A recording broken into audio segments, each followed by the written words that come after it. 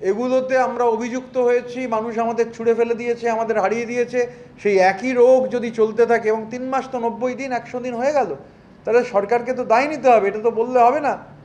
সরকারকে দায় নিতে হবে যে কেন এটা হচ্ছে, তার ক্র্যাকডাউন করতে হবে। আর আমরাও দায়িত্বশীল নাগরিক হিসেবে যেই মুহূর্তে এটা পেয়েছি, আমাদের দেখুন, আমি বা আকরুজ্জামান সাহেব তো এটা প্রমাণ করতে পারবো না কার গলা। তো যারা প্রমাণ করতে পারবেন তাদের কাছে গিয়ে গোটা জিনিসটা জমা দিয়ে, চিঠি দিয়ে অনুরোধ জানিয়েছি। ইডি সিবিআইকেও একইভাবে অনুরোধ জানাবো। আর একটা আশঙ্কা যেহেতু আমার আছে, আমি সত্যতা প্রমাণ করতে পারবো না, গোটা ব্যাপারটা লোকসভার মাননীয় স্পিকারকে জানিয়ে রাখবো।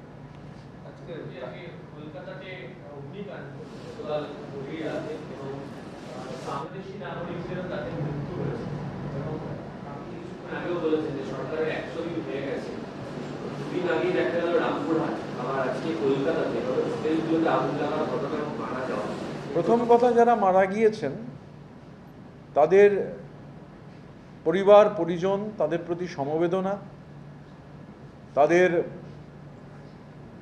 প্রতি পরিপূর্ণ সম্মান।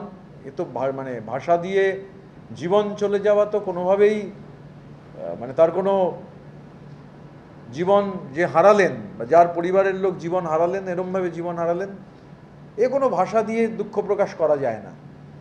কিন্তু সরকারকে, আপনি রামপুরহাটের কথাও বললেন, অবিলম্বে ক্র্যাকডাউন জরুরি। মানে যেহেতু সরকার এসেছে, আগের সরকার তো ফেল করেছে বলেই নতুন সরকার এসেছে। আগের সরকার অন মাল্টিপল কাউন্টস গোলমাল করেছে বলেই নতুন সরকার সুবিধার দায়িত্ব পেয়েছে, মানুষ ভোট দিয়েছেন। তাহলে নতুন সরকারকে তো এনশিওর করতে হবে। হয়ে গেল তো 100 দিন, এখন তো আর মানে প্রাথমিক 100 দিন যেহেতু অতিক্রান্ত, এই ধরনের ঘটনায় নতুন সরকারকে স্ট্রিনজেন্ট মেজার নিতে হবে, ক্র্যাকডাউন করতে হবে। এই ঘটনাগুলো যাতে না ঘটে, আর বা এই ঘটনায় যারা দোষী তাদের আইডেন্টিফাই করতে হবে, প্লেন অ্যান্ড সিম্পল।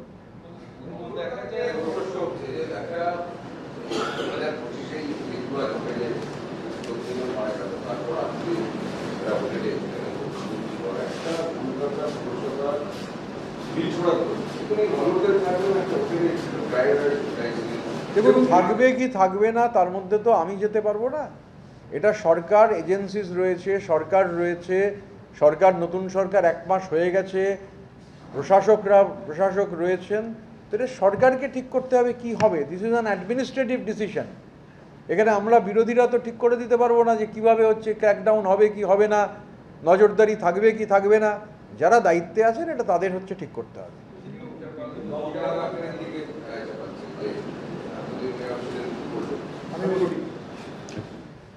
তাঁতলা যখন ঘটনা ঘটেছিল, তাঁতলায় মর্মান্তিক দুর্ঘটনা ঘটেছিল, সরকারের পক্ষ থেকে বিবৃতি দেওয়া হয়েছিল যে কলকাতা কর্পোরেশনে যা কিছু ঘটেছে 3 মাস আমরা সমস্ত লাইসেন্স সহ যাবতীয় যা কিছু আমাদের বিভিন্ন দপ্তর তদন্ত করে দেখবে। 110 দিন হয়ে গেল সরকারের, 100 দিন পূর্তি পালন করছে।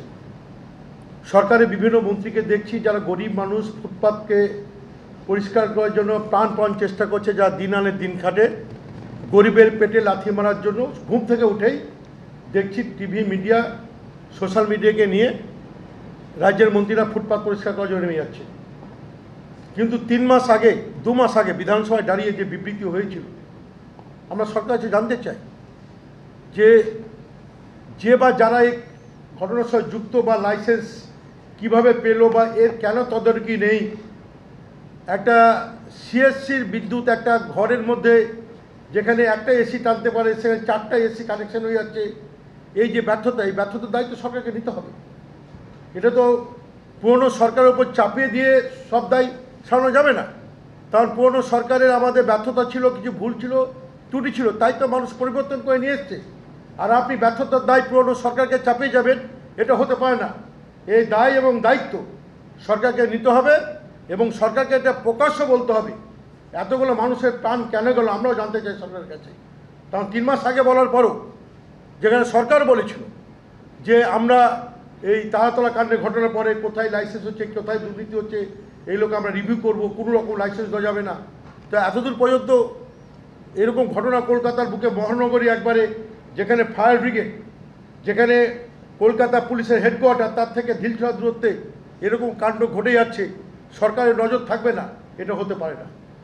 এটা আমরা তীব্র ধিক্কার জানাচ্ছি, প্রতিবাদ জানাচ্ছি, এবং যে পরিবারগুলো যারা চলে গেছে তাদের প্রতি আমরা সমবেদনা জানাচ্ছি। আরে তৃণমূল জামানের পাপ ছিল বলে তো সরকার পরিবর্তন চলে হয়েছে। গেছে। তুমি যে দায়িত্ব নিয়েছো সেই দায়িত্ব, তারপর তো তোমাকে আমি যে কথাটা বললাম বলতাম যে সরকার বলেছিল 3 মাসের মধ্যে কলকাতায় কোনো লাইসেন্স দেওয়া হবে না, সমস্ত কিছু তদন্ত করে দেখা হবে কোথায় কি ঘাটতি আছে, তাতলা ধান্ডে পড়ে।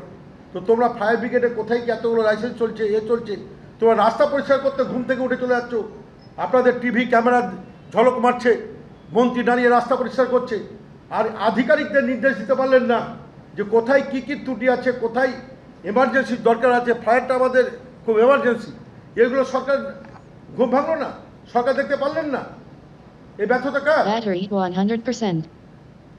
কিন্তু এই যে একবার ঘটনা ঘটে, সে সময় আলোচনা হয়, তার পরবর্তীতে আবার একটা ঘটনা ঘটা পর্যন্ত অপেক্ষা করতে পারে, সুরাহা কি করা সম্ভব হয় না শুধুমাত্র এই দোষারোপ করতে কি? না, সদিচ্ছা থাকলেই সুরাহা সম্ভব। রাজনৈতিক এবং প্রশাসনিক সদিচ্ছা হচ্ছে গুরুত্বপূর্ণ। এবং আমরা যে কথা বারবার বলছি যে দেখুন, ভুল ত্রুটি এত ছিল বলেই তো মানুষ ছুঁড়ে ফেলে দিয়েছেন। তাহলে শুধু সেইটার ওপর 3 মাস তো অতিক্রান্ত, 100 দিন অতিক্রান্ত। তো government has to take the responsibility.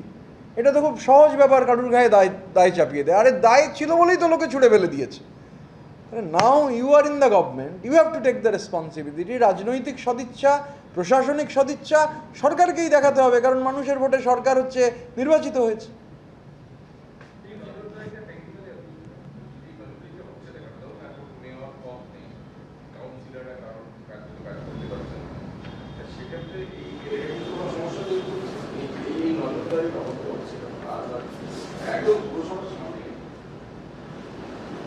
এটা আপনি আমাদের জিজ্ঞাসা করে, আমি বা আখরুজ্জামান কেউই কাউন্সিলর নই, ঠিক আছে? এবার যিনি প্রশাসক আছেন তাকে আপনাকে গিয়ে জিজ্ঞাসা করতে হবে। বিধানসভা থেকে কলকাতা কর্পোরেশনের ছোট লালবাড়ির দূরত্ব খুব বেশি নয়।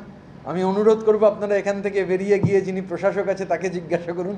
এই প্রশ্নটা আমাদের জন্যে মানে প্রযোজ্য নয়, ঠিক আছে?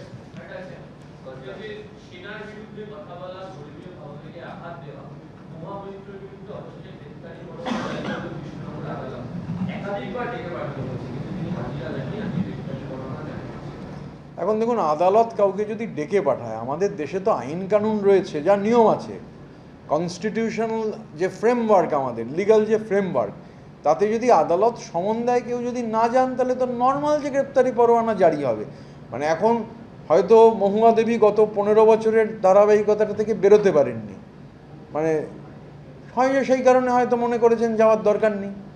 কিন্তু এটা তো খুব নর্মাল। আপনি যদি আদালতের, ধরুন আদালত সমন দিলে আপনি একদিন মানে চাইতে পারেন, এক্সেমশন চাইতে পারেন, এক্সেমশন গ্রান্টেড হলো। কিন্তু যদি এক্সেমশন না দেয় আদালত, আর আপনি দিনের পর দিন হাজিরা না দেন, তাহলে তো সমন জারি হবে। এটা তো ন্যাচারাল ব্যাপার।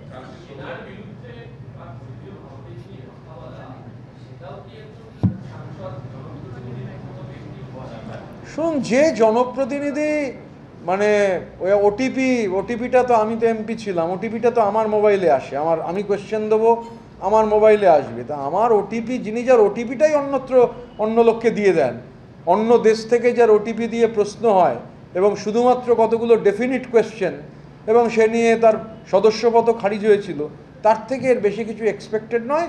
উনি বিভিন্ন জায়গায় একটু বক্তৃতা করতে ভালোবাসেন, কিন্তু ওনার সদস্যপদ কেন গেছিল সবাই জানে, ওনার সদস্যপদ চলে যাওয়ার কারণ কি ছিল, তো এভরিবডি নোজ। সুতরাং উনি সেনার বিরুদ্ধে বা ধর্মীয় ভাবাবেগে আঘাত দিচ্ছেন, এতে অবাক হওয়ার কিছু তো আমি দেখছি না।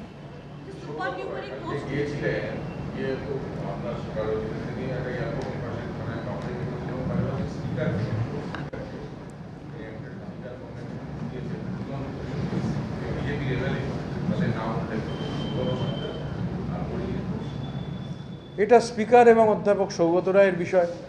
আমি তো ওনার স্বাধিকার ভঙ্গের নোটিশ দেখিনি। আমি আপাতত এই অডিওটা স্পিকারকে পাঠানো নিয়ে কনসেন্ট্রেট করছি। ওনার স্বাধিকার ভঙ্গের নোটিশ যদি দেখতে পাই, পাবলিক ডোমেনে আসে, ডেফিনেটলি কমেন্ট করব। কোনটার মধ্যে? আমার ধারণা তো ভয়েস আইডেন্টিফাই হবে। তো আমি আন্দাজ করছি কে, কিন্তু আমি তো সত্যতা যাচাই করার ক্ষমতা আমার নেই। এই জন্যই তো সিআইডি ভবানী ভবনে গেছিলাম। আমি একদম ডিজি সিআইডির সঙ্গে, তার সঙ্গে দেখা করে সমস্ত কিছু দিয়ে এসেছি। আর ইডি সিবিআইকে পাঠিয়ে দেবো, লোকসভার স্পিকারকেও পাঠাবো। কি বেরোবে কি বেরোবে না তা আমার কি ক্ষমতা আছে, কিন্তু কথোপকথনটা খুব সিরিয়াস। পয়সা কড়ি মানে বালির সিন্ডিকেট, বালি মাফিয়া, তার ভাগ বাটোয়ারা, এইসব কোন পুলিশকে বন্ধ করতে হবে, কাকে দিয়ে করাতে হবে, এমনকি কোন তৎকালীন মন্ত্রী তিনি জানেন না। এবং সবথেকে বড় কথা, বারবার আমার নামটা যেন সামনে না আসে, আমার নামটা যেন সামনে না আসে, আমার নামটা যেন সামনে না আসে। তাহলে আমরা চাই নামটা সামনে আসুক, সেটা ফরেন্সিক তদন্তে ভয়েস টেস্ট হলেই হয়ে যাবে।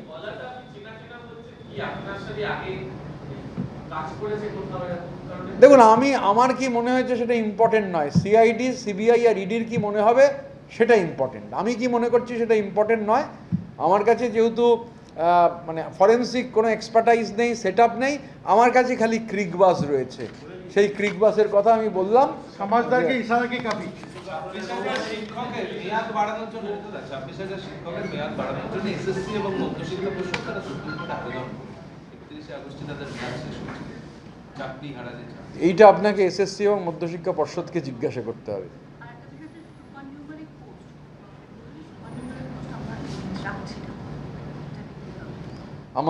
আমরা এখন সব মানে আক্রুদা আমার নেতা এখানে আছেন, বাকি নেতারা সবাই, অরূপদা চলে গিয়েছেন, বাকি নেতারা সবাই মেট্রোপলিটনে আছেন।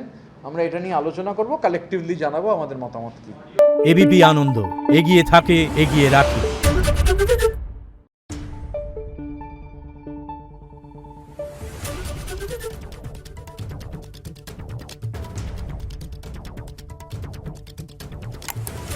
Thank you.